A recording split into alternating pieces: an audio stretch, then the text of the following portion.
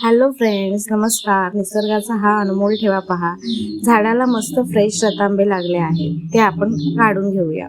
आता एका टबमध्ये रतांबे छान स्वच्छ धुवून घ्यायचे आहेत आणि रतांब्याचा गर काढून घ्यायचा आहे. रतांब्याची वरची साल ज्यापासून आपण कोकम बनवणार आहोत ती एका परातीत वेगळी काढून आणि बिया म्हणजेच गर दुसऱ्या बाजूला काढून ठेवूया.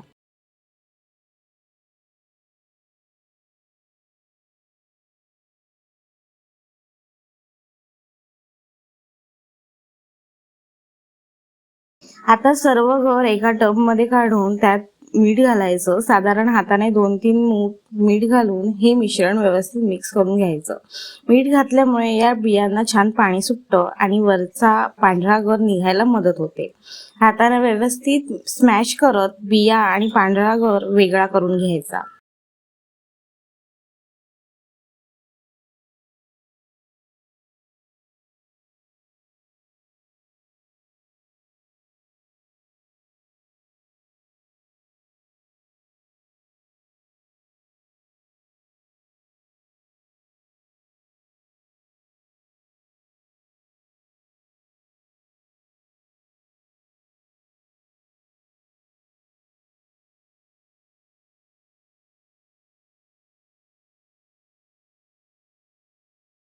दुसऱ्या एका टबमध्ये स्वच्छ पाणी घेऊन या बिया पुन्हा एकदा स्वच्छ धुवून घ्यायच्या, जेणेकरून उरलेला जास्तीचा गर सुद्धा निघून जाईल. आता रतांब्याची साल आणि बिया उन्हात छान सुकवायला ठेवायच्या. बिया सुकवताना त्या व्यवस्थित पसरवून ठेवा, म्हणजे त्या लवकर कोरड्या होतील.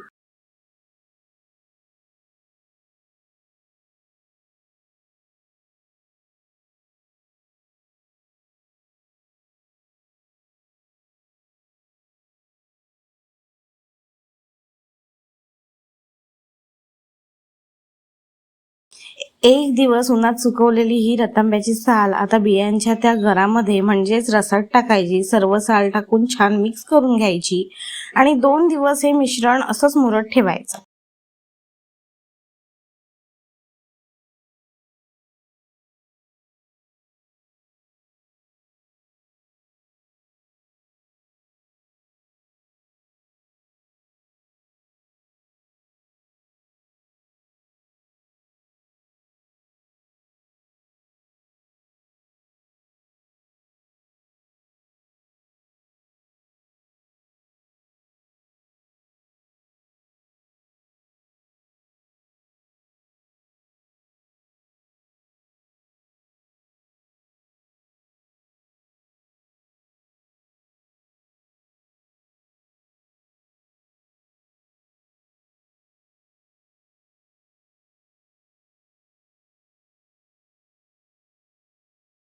यात पुन्हा थोडं मीठ घालून मिक्स करायचं. 2 दिवसानंतर ही साल रसातून पिळून घेऊन पुन्हा सुकत घालायची. सालीचा जो गडद लाल रंग त्या रसाला येतो यालाच आपण कोकम आगळ म्हणतो. हा तयार झालेला आगळ सुद्धा उन्हात ठेवायचा आणि कोकम सुद्धा 2 दिवस छान सुकवून घ्यायची. कोकम थोडी सुकली की त्यावर पुन्हा थोडा आगळ लावायचा. यामुळे कोकमांना छान चकाकी येते आणि ती थोडी ओलसर राहतात. शेवटी सुकलेल्या कोकमांना थोडं मीठ लावून पिशवीत भरून ठेवून द्यायचं.